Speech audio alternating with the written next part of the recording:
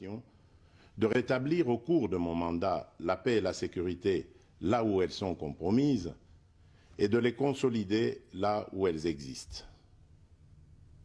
Sitôt dit, sitôt fait, j'ai sans délai et de bonne foi commencé à développer, notamment avec tous nos 9 pays voisins, une diplomatie de proximité en vue d'établir avec eux des relations de coopération franches, transparentes et de caractère gagnant-gagnant.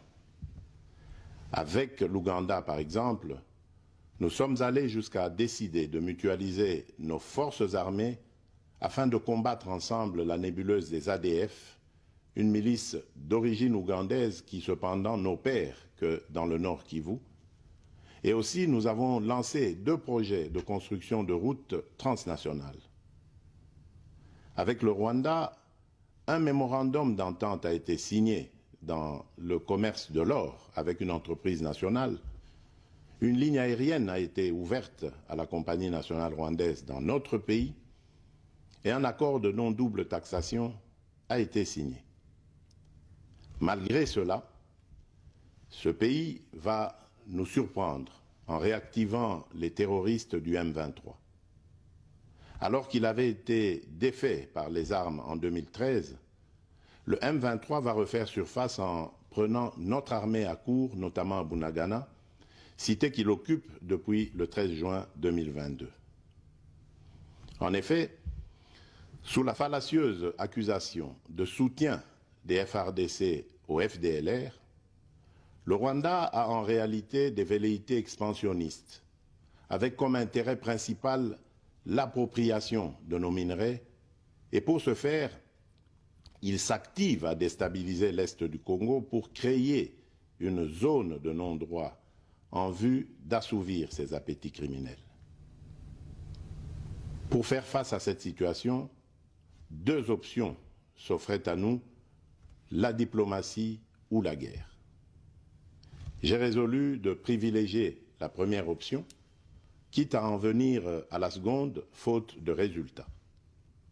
L'option diplomatique a donc été mise en œuvre.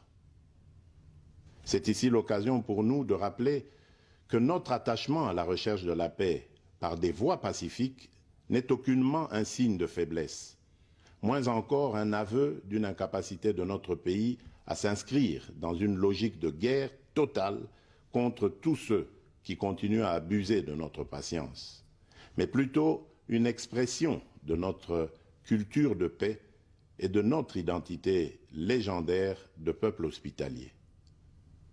C'est ainsi que dès le 20 juin 2022, j'ai pris part aux travaux du 3e conclave des chefs d'État membres de la Communauté d'Afrique de l'Est à Nairobi, au Kenya, qui avait comme agenda l'examen de la situation sécuritaire dans l'Est de notre pays.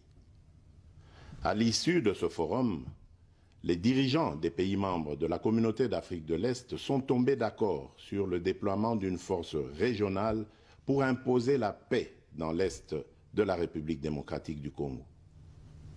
Le sommet a appelé à une cessation immédiate de toutes les hostilités à l'Est de notre pays et a demandé à tous les groupes armés, tant étrangers que locaux, à déposer les armes immédiatement et sans condition et à s'engager dans le processus politique.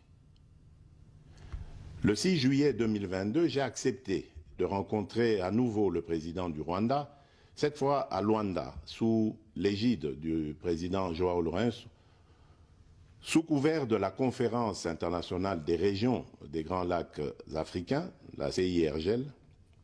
Il en est sorti une feuille de route qui stipule entre autres objectifs normaliser les relations politiques et diplomatiques entre la République démocratique du Congo et le Rwanda. Et pour y parvenir, la première action retenue, arrêt des hostilités et retrait du M23 des positions occupées conformément au communiqué final de Nairobi. Une fois de plus, aucune avancée sur le terrain de la paix attendue par notre population n'a été observée. La dernière activité diplomatique en date a été la rencontre avec le président Paul Kagame autour du président français Emmanuel Macron et à l'initiative de ce dernier, en marge de l'Assemblée générale des Nations unies à New York. Ici également, pour l'essentiel, il a été acté le principe d'un cessez-le-feu immédiat et du retrait inconditionnel du M23 des positions qu'il occupe, toujours sans résultat tangible sur le terrain. Mes chers compatriotes, comme vous pouvez le constater, malgré notre investissement et les efforts fournis dans cette optique, la paix et la sécurité ne sont pas au rendez-vous. Garant de l'indépendance, de l'unité nationale et de l'intégrité territoriale, je réitère mon engagement constitutionnel de défendre la patrie jusqu'au sacrifice suprême. Mes très chers compatriotes, ne doutons jamais qu'ensemble réfléchis et engagés, nous puissions changer le monde. À vous, nos vaillants soldats, vous qui avez pris l'engagement de servir sous le drapeau, je vous invite ici au sens élevé du patriotisme en ce temps particulièrement exceptionnel de notre histoire, de défendre notre pays, de protéger l'intégrité de son territoire et d'assurer la sécurité des Congolaises et des Congolais contre toute agression ou attaque d'où qu'elle vienne. À vous, mes très chers compatriotes, la guerre qui nous est imposée par nos voisins exige de chacun de nous des sacrifices. C'est le moment de taire nos divergences politiques pour défendre tous rassemblés notre mère patrie. Notre histoire et notre marche commune ont sans cesse démontré que, loin de s'effondrer, notre nation et son peuple ont toujours relevé ce genre de défis et nous en sommes toujours sortis victorieux.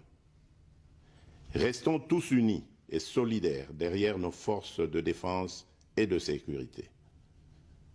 La situation actuelle, loin de nous affecter, n'est qu'une épreuve de plus que nous allons surmonter pour raffermir davantage notre unité.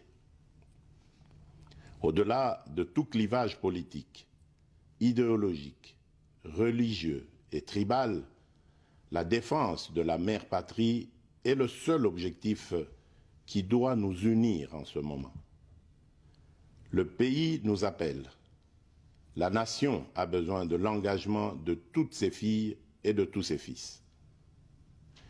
Je vous appelle à ne pas céder aux propos xénophobes et autres discours de haine ou de stigmatisation des communautés rwandophones, dont l'asservisseur se sert pour faire du chantage et de la manipulation. Tout acte allant dans ce sens sera sévèrement puni. En réponse à la forte demande de la jeunesse, j'invite celle-ci à s'organiser en groupe de vigilance en vue d'appuyer et d'accompagner et de soutenir nos forces armées, nos forces de défense dans l'accomplissement de leur noble mission. C'est ici l'occasion de mettre en garde tous les traîtres civils ou militaires et autres brebis galeuses qui servent les intérêts de l'ennemi. Ils seront exposés à la rigueur de la loi en ayant le juste châtiment que mérite ce genre de comportement. En outre, tout en renouvelant mon appel lancé à nos jeunes qui en ont la vocation de s'enrôler massivement dans nos forces armées. Je réitère l'instruction faite au chef d'état-major général d'accélérer à cet effet la mise en place de centres de recrutement à travers les 26 provinces que compte notre pays. Chers compatriotes, nous devons ensemble avoir conscience que nul autre que nous-mêmes ne viendra sauver notre nation et que cela exige de chacun de nous une mobilisation tous azimuts. Que Dieu bénisse la République démocratique du Congo. Je vous remercie.